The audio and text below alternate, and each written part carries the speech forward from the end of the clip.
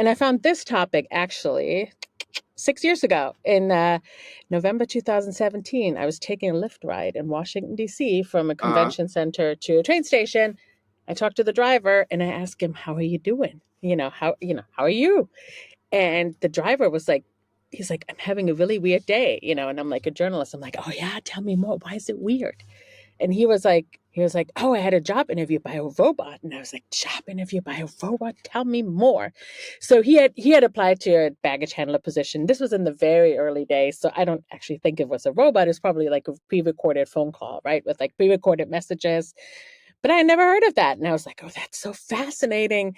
And then, started looking into it. I went to an AI and fairness conference, and somebody who had just left the EEOC was there talking about small scale algorithm, looking at people's calendars, emails, and finding out how long you work, and very basic algorithmic applications. And she was worried that folks, mothers, people with disabilities might get penalized because they have higher rates of absences. And she felt like, oh, this could be like discrimination and we're not looking at this. And there's like hardly people in the room.